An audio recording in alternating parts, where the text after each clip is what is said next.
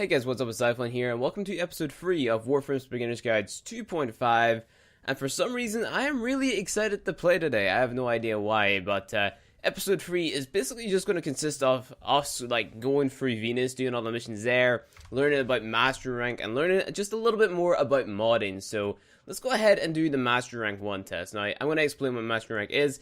Basically, Master Rank is the amount of weapons and Warframes that you have ranked to level 30. Like right now on this account, we have literally no Warframes or weapons leveled up to level 30, right? Nothing at all. But what we have done is we've acquired levels leveling these, different pieces of equipment up. So our Vault's level 13, our Parts level 17, Lato 10, Scanner 12, etc.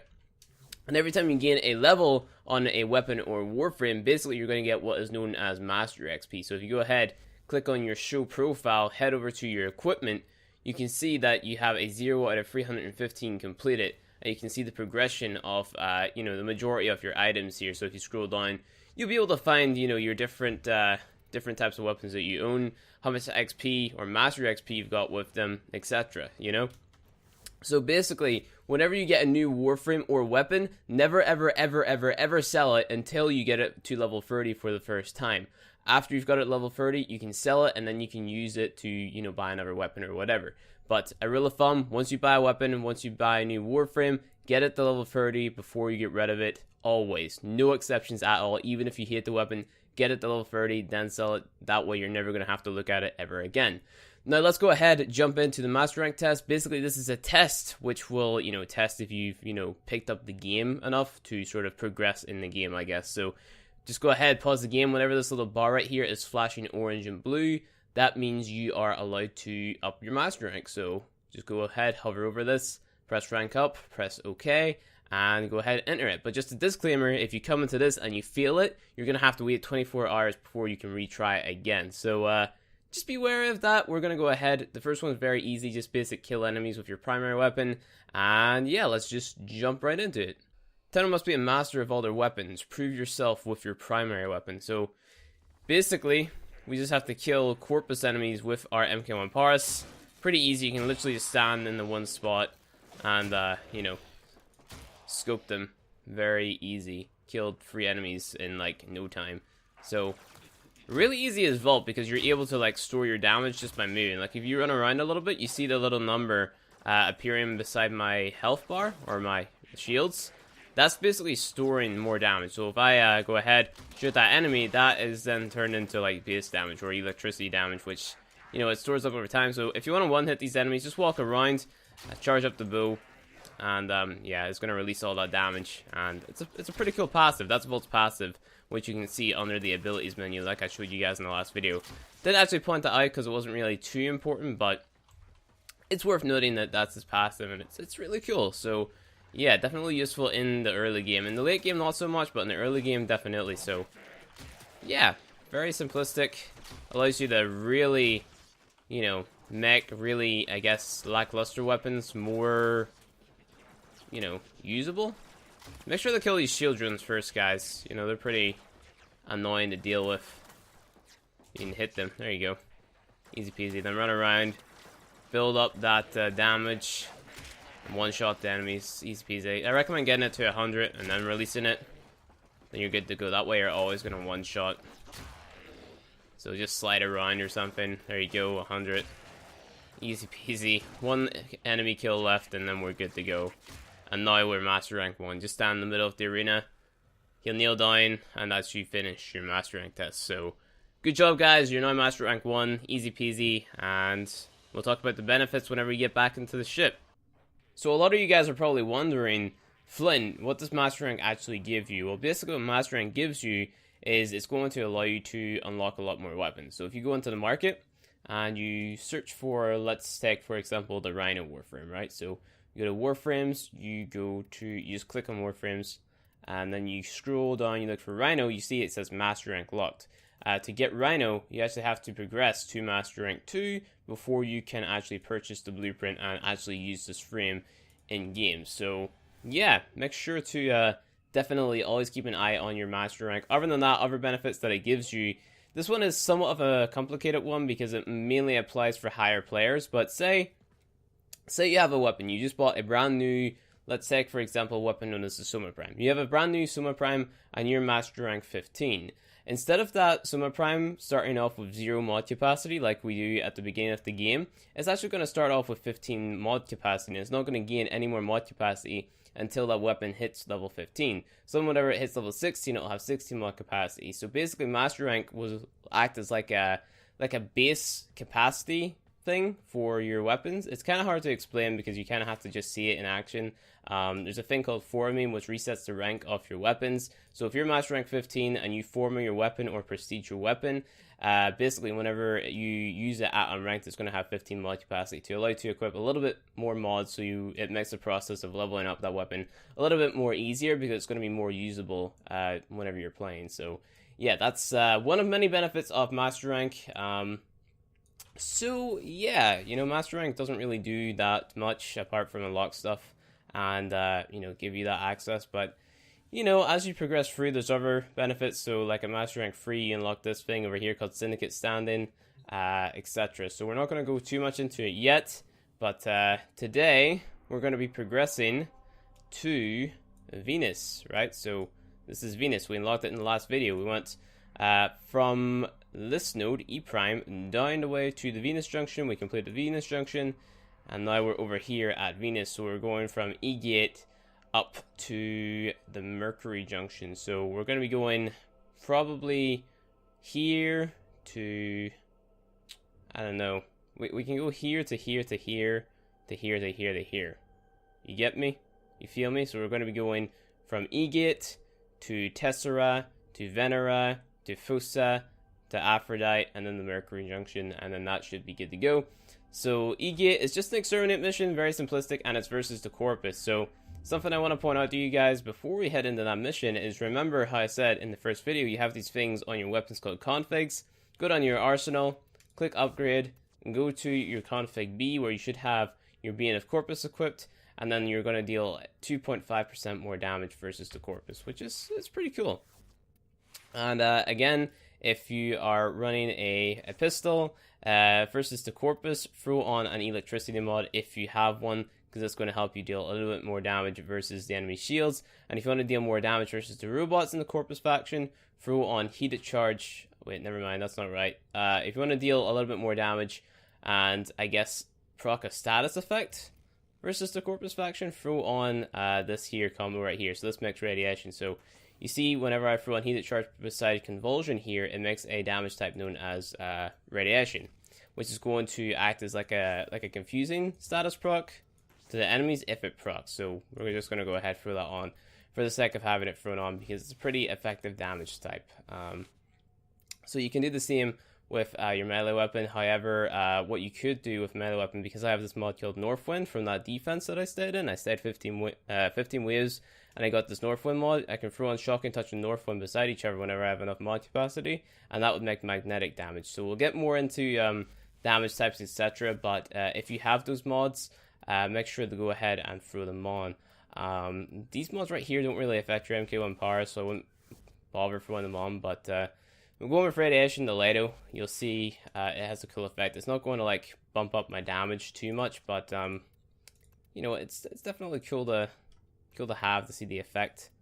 And yeah, can we throw anything on our scanner? No, we can't. Okay, so I'm gonna go ahead and plop us into the exterminate mission. I don't know if I will show you guys the exterminate mission or not, simply because it's so simplistic. It's just kind of go through, kill enemies. You know, you should be able to do that yourself. So yeah, I'm gonna go ahead, play that, progress through, and yep. Alright, so instead of wasting your guys' time and showing you, you know, gameplay, which is really easy to understand, like I'm literally just killing enemies here, I'm not gonna like show exterminate missions, etc., because you guys will know it's very straightforward and you know how to complete an exterminate mission, right? But one thing I do want to point out is that, you know, as you progress through the star chart, it is going to get progressively harder, and I want to show you guys like another reason why we chose Volt as our beginning Warframe, right? And his passive right now, it makes him so good in the early game, because look, I'm literally running around in circles, and this little bar beside, or this number beside my shields is going up. Now, I can store up to 1000 bonus damage in this passive, and that's more health than these enemies actually have right now. So it's absolutely insane that you can just, you know, get a free 1000 damage just out of running around. So if it gets to the point in the early game where you just simply can't kill an enemy, run around with the passive, and look, I can literally one-shot this guy with a Lotus, right? Ready? Free? Well, let's actually aim. 3, 2, 1, go. There you go. I just one-shot at him with a Lotus, like a pistol. You know, I just one-shot at an enemy who's, you know, a little bit stronger than the ones on Earth with a pistol. You get me? So, you know, usually it take a lot of bullets to kill, but we just one-shot at him simply because of this passive. We're just running around. It's so useful. And a bonus to this passive is it also has the chance to turn the bullets into electric damage bullets, right?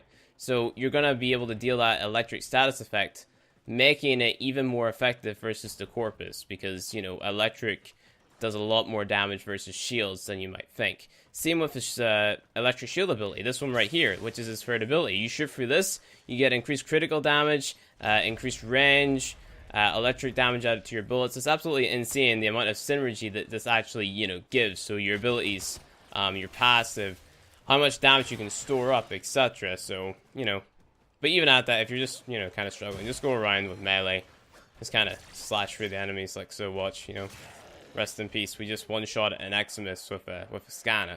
You get what I mean? So he's a pretty good frame early game. So simply because of this damage storing passive that he has, which can turn it into electric damage, you know. So versus Corpus, he's kind of absolutely insane, and just makes him an extremely good early Warframe to choose from. So instead of wasting your guys' time, look, you see how I'm not one-shotting with the Lotus anymore because I'm not storing up the damage. But, you know, if we were to run around and then, you know, murder the bad guys, then you kind of get the gist of it now. So I'm going to stop wasting your guys' time, and we'll talk a little bit more in the ship. Alright, so we just finished E-Gate, so we have the choice between a defense mission and a spy mission. I recommend doing them both. If you want to do a fast and easy mission, do the spy. If you want to do like an endless mission, go ahead, do the defense. You're probably going to get better rewards from doing the defense, but the spy is fast and easy, and you get decent rewards from it. So I'm going to do the spy, show you guys some Corpus spy vaults in case you might be, you know, curious about those. And yeah, so hopefully you see something different in here. So let's just jump into it. So this is the Corpus spy vault. It's pretty similar to the Grineer ones. Hack a console to open up the door, and, you know, there's different sort of layouts for it. Now, completing a spy mission, like, undetected while in these vault rooms is going to grant you a bonus XP, right? So you want to try this, remain undetected, but if you get detected and you still finish the vault, it's no biggie. Right there, what you just seen was an Oximus enemy, Oximus drone. He has armor, so he can kind of, like, I guess, suicide bomb you. He just sort of throws himself at you and blows up. So yeah, be wary of those guys, because early game those guys can really hurt you. So this is another sort of Corpus spy. Just going to show you guys the route around it. So I hit that turned off lasers. There's multiple different routes around this one, so I recommend going into one of these vents here and staying up here, because, you know, then you can avoid any cameras and stuff. So don't forget, you can always bullet jump. All you have to do is make your way into this middle room.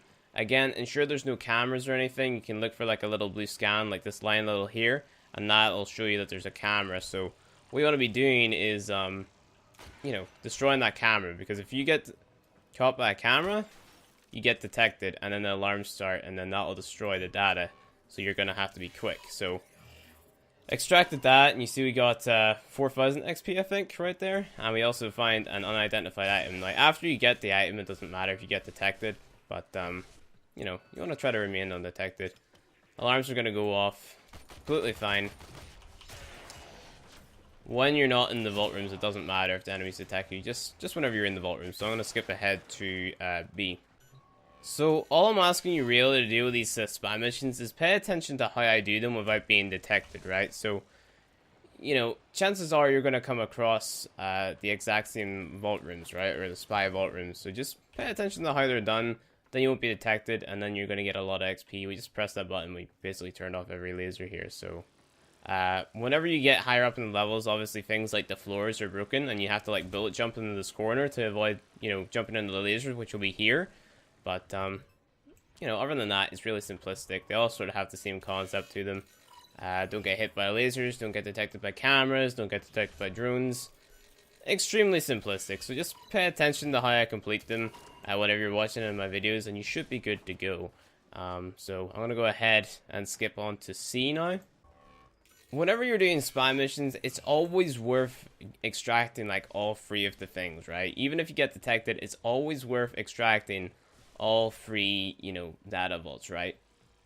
Simply because at the end, that means you're going to get 3 different rewards, ranging from credits, fusion cores, a new Warframe part, relics, you know, different things like that, which is basically just going to enable you to access more content in the game. Like I said, it doesn't matter if you get detected. As long as you're able to retrieve the data, it's completely fine, you know? So, if you retrieve that data, you have a chance of getting something good off the drop table. So don't worry if you get detected. Don't worry if you like completely clutch a spy vault. Don't worry if a camera detects you last minute or anything. It's completely fine. Just make sure you extract all 3 of the data things, because it's worth it. Like I said, there's no reason not to get all 3, because if you come out with 2, you're just going to miss out on a potential reward, which could be a relic, which could give you a prime Warframe part or a prime weapon part, for example.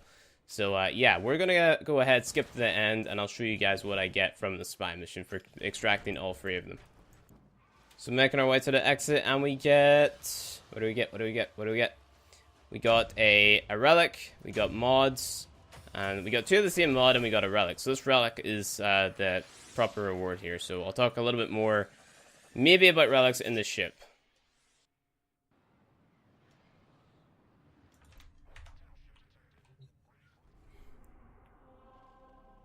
Okay, guys, so basically what that relic is, that's going to be like a key to a void mission, or a void tear, which is going to drop you a prime part. So I can't actually show you footage of that right now, but if you take a look up here in the top right hand corner, you see this little flame thing, and you have it has the number 6 beside it on my screen. This is basically void alerts, or what I like to call void alerts. You press this, and this is going to show you different alerts or different nodes which has a void fissure on it, right? And each fissure has its own sort of code name. So we have the Lif, we have Meso, we have Neo, and we have Axie. And those are the 4 different types of fissures that are available in Warframe at this moment of time. So you see Lif correlates to T1, just like if you're playing before this Spectres of the Real patch. So this would be Lif is T1, Meso is T2, Neo is Tier 3, and Axie is Tier 4. Now these tiers represent the difficulty. So Lif is like a tier 1, which ranges from level 15 up to 20, you know, so on and so forth. So this one is actually level 11 to 13, so it shows you the level of the mission there. But you know, as they sort of progress on, the harder they're going to become. So it used to be level 15 to 20, but now it's sort of changed up.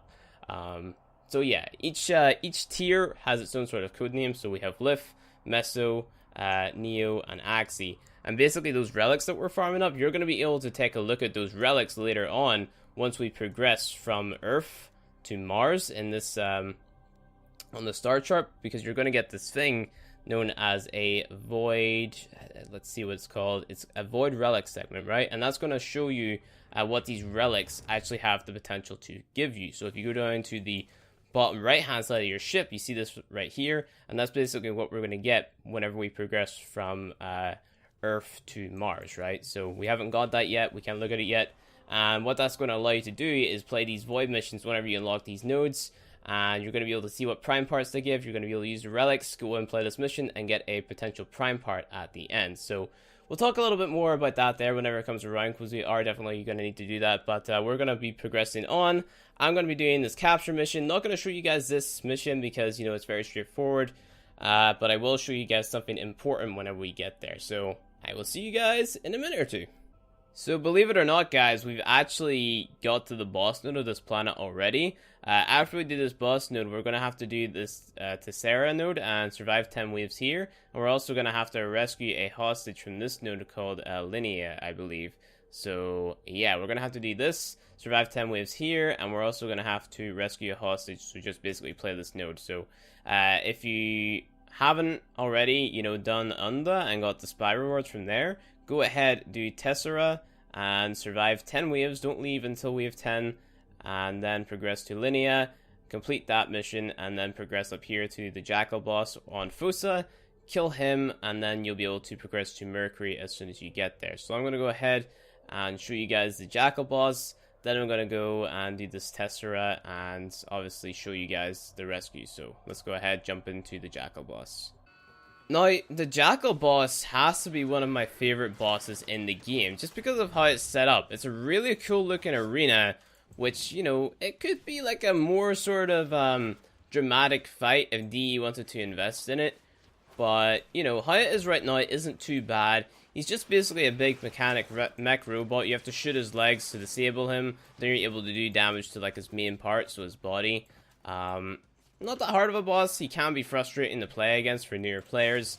But playing as well, obviously, we've already got 1,000 damage stored up, so this should be good to go. We're going to leave that, or unload that into one of his legs. So this is him. He's just kind of sitting dormant at the minute. What I want you guys to do before you go ahead and progress is kill the enemies that spawn right behind them. If they actually happen to do so. Some of the enemies are going to follow you in, which isn't a big deal. Just go ahead and kill the enemies that are in the room at that moment in time, and then you should be good to go. So make sure to save up your energy, store up your damage. Just run into a wall, or run around, and you should be good to go. I can't actually run into a wall because, you know, you're not moving. So gotta kill these enemies. We're gonna keep on spawning. So maybe, yeah, it's better off if we just activate the boss. So here he is, he's just activated. Jump on up here. Actually, you can't do that? Wow, okay, they patched that. So you're going to have to run around and kind of just roll to not get hit by him, which isn't too bad. Killing enemies left in the room with him. You should be good to go. Okay, I want to fall off the map while I'm at it. Make sure you don't do that, because then you're going to be like locked in one position. Go ahead, run around, store up your damage or your vault. Shouldn't be too hard because you're able to roll. Don't roll off the map like I keep on doing. That's pretty bad. So wait until you get to 1,000 damage. Now aim at one of his legs. Shoot it, and he goes down. Keep on hitting him. Now do the same again. It's easy peasy. Just shoot his left leg this time. So I shot his right leg. I'm going to shoot his left leg. Don't really think it matters what leg you shoot as long as it staggers him. So keep on rolling, rolling, rolling, rolling, rolling, rolling. So shoot his leg. Okay, he didn't actually die that time. Maybe we didn't hit his leg. Keep on rolling. Do, do, do, do, do, do, do. They see me rolling. Oh shit, what up? So whenever you deal a particular amount of damage to him, these mine ospreys are going to spawn in. Not that big of a deal though. I'm gonna keep on shooting his right leg because that seems to be working. His left leg is too strong. If you want, you could go ahead and you could zap those mine ospreys, I guess, so then they don't drop a shit ton of mines. So go ahead and zap, kills all of them because it chains. Then you can go ahead and pick up more energy to aid you. But obviously more of those ospreys will spawn in eventually. Store up your damage. Keep rolling around. He's kind of derping at the minute. Jackal, hello. Okay, so gonna shoot his leg. And he's down again. Try not to hit the base of his body whenever he's walking around, or else it's not gonna count. And then rinse and repeat. So every time you down him, they're gonna spawn in. Just go ahead, finish them off with shock or something. Should be good to go. Running around. Running around in circles. Running around. It used to be able to get up there. The Jack has a knockdown attack, which will knock you down if he gets too close. But I won't worry too much about it. But he's down again. Lay into his head. And then rinse and repeat. Easy peasy. Very fun boss, I guess.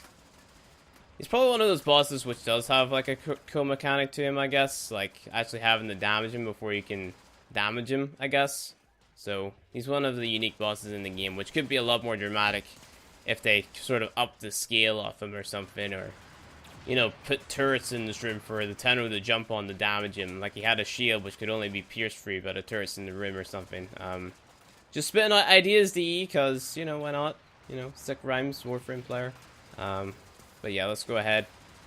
Put another arrow in him. took an arrow to the knee, then he couldn't do jack shit because Vault too strong, you know what I'm saying, homie?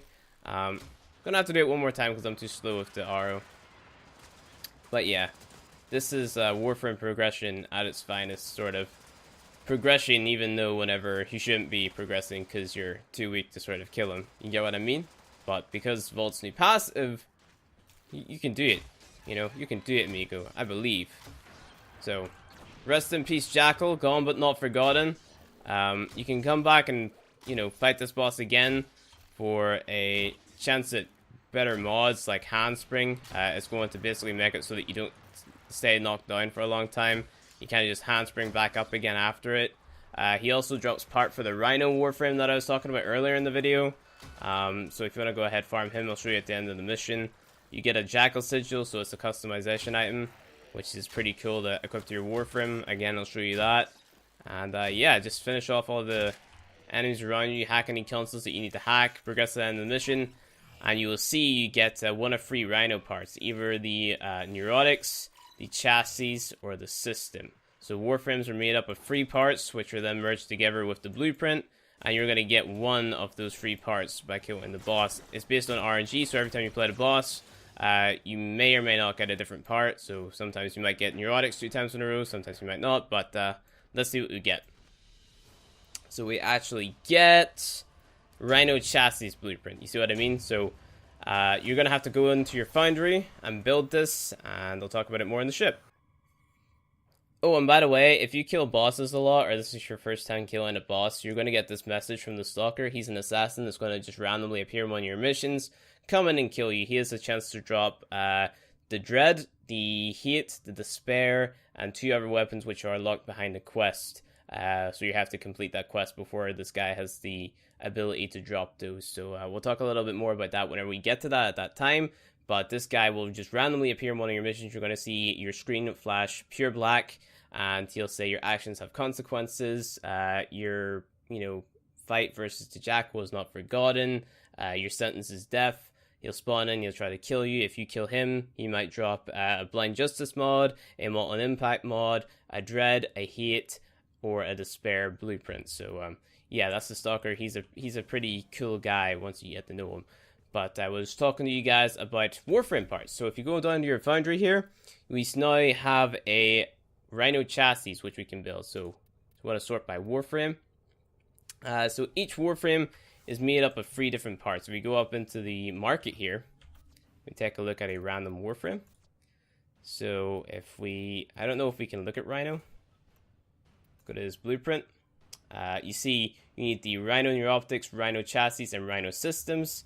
And 1 ore can sell plus credits to craft them. So basically what you have to do is you have to buy that blueprint in the market.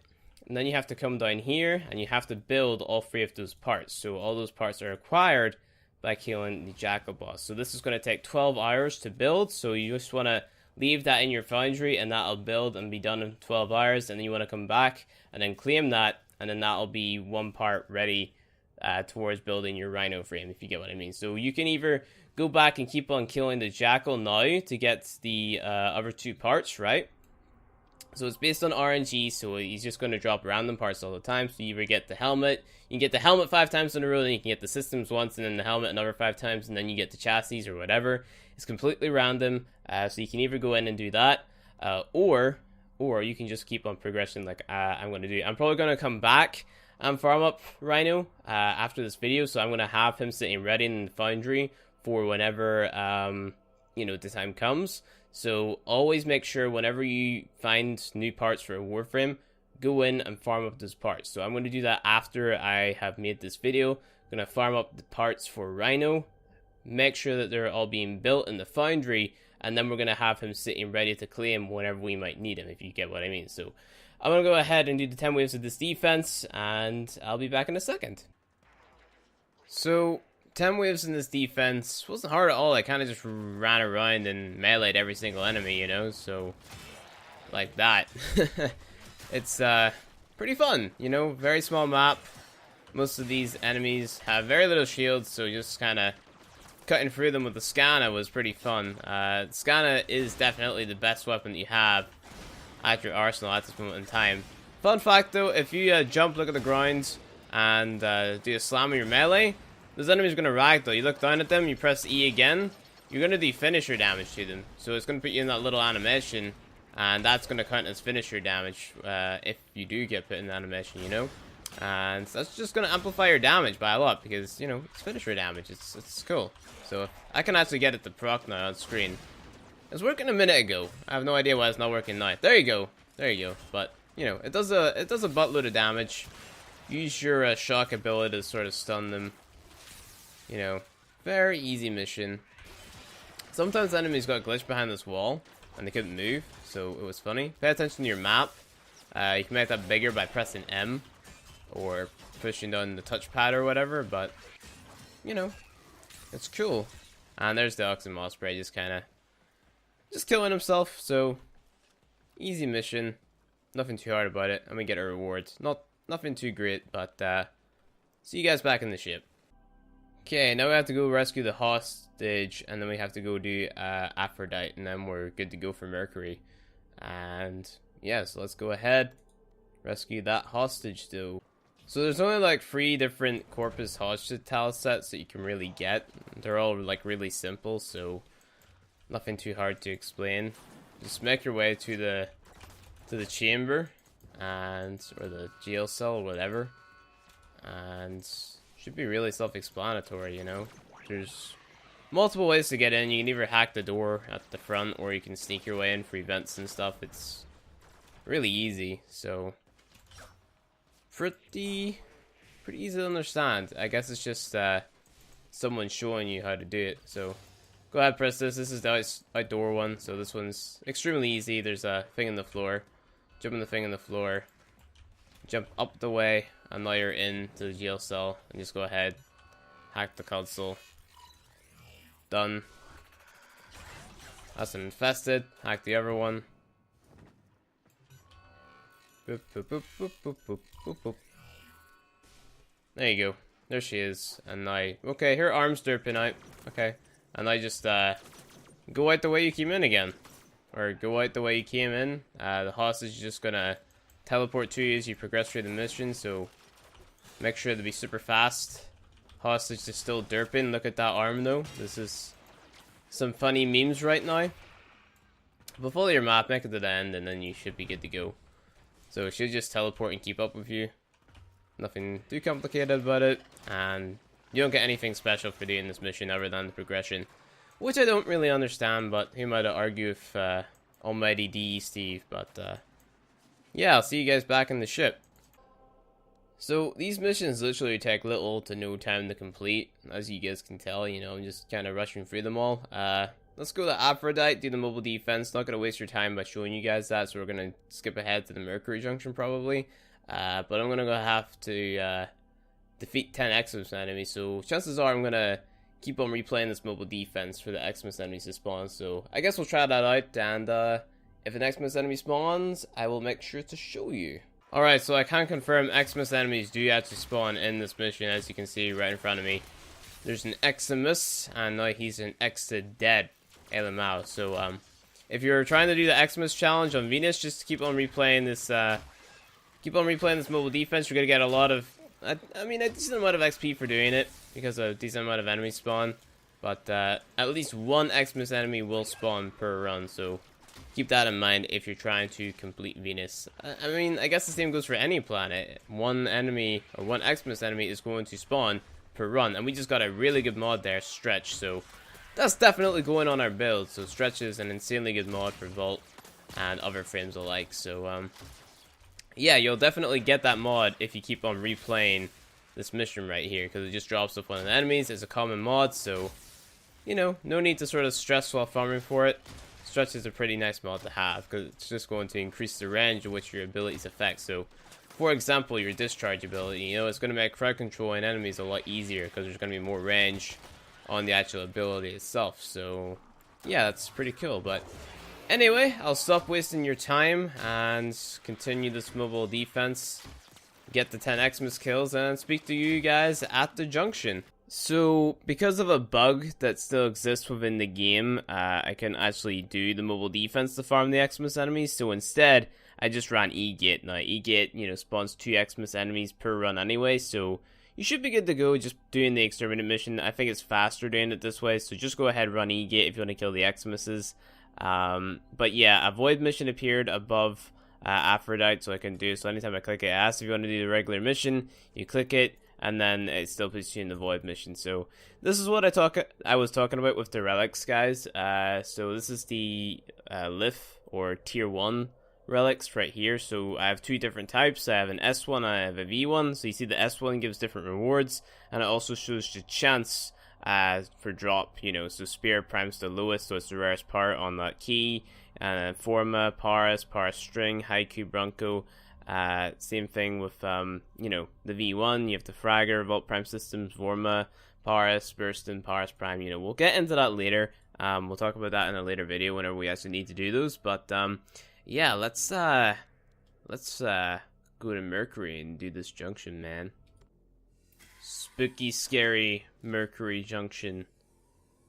Oh shit! You know what? Before we progress, I want to turn up the audio. Let's transmission and Ortus. Let's confirm. See if we can actually hear something. Oh, damn. That creepy, son. Oh, I can't actually hit them yet. What are they playing as? That's a Vault Spectre. Let's go, Vault. 1v1 me, bro. Look at the damage. But look at the damage, bro. Yo, Vault. You said you could use speed. Huh? Vault, please. Vault, please. Vault, calm down. Calm down, baby. Yo! You said you could use abilities, huh? I was once a Vault, but then I took an aura to the knee. Let's go. Let's go, Vault. I'm gonna shoot you in the knee. Let's go. There you go, right in the knee. Right in the knee, bro. Right in the knee. Get kneed, son. Yeah, you ragdoll. Yeah. What the fuck? Rip Vault. That's weird and creepy, but yeah. Here in my junction, just got this new laser beam here. It's fun to fly up here in the solar system. Just gonna fire my laser again. Bruh. This is a dying meme, I'm sorry guys. But let's fire the laser and progress to Mercury. Pew! And that's it. I don't know what I just did, but I did something. And yeah. Mission complete. A Lamau. Once awake, hire the Kibra, Bolter, and Salvage. Sweet. Sweet. Your codex has been updated with a new quest. Oh shit. New quests. So we got 2 new quests. We'll do Once Awake in the next episode, and also, well, I mean, we could do Kibru. Now we have to wait until we get to Jupiter to do Kibru. We already got the egg and stuff, but yeah. So I guess we're going back to the Earth after we do Mercury in the next episode. But that's gonna be it for episode 3, guys. It's been awesome so far. Thank you guys for watching. It's absolutely insane. I also want to throw out another thing. As I was farming for Xmases, I went into the rescue mission again. I tried to play test if killing the wardens would actually make or count as Xmas kills, but they don't. But I did end up getting the point strike mod. So this increases your critical chance. So you see my MQ1 Paris now has a 67.5% critical chance, which is why I was hitting those yellow numbers against that vault.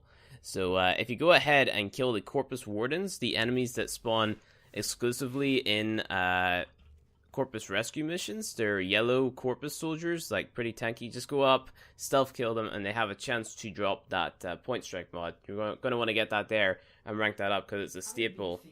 Or this is why you were muted, please. It's a staple on most critical mods. So I'm going to go ahead and turn Lotus and Ortus down for the next video. So, yeah. So there we go. But anyway, guys, that is going to be it for episode 3 of Warframes Beginner's Guides 2.5. If you enjoyed, please hit that like button below, and you want to see more Warframe content from me, hit subscribe, and I'll see you guys in the next episode.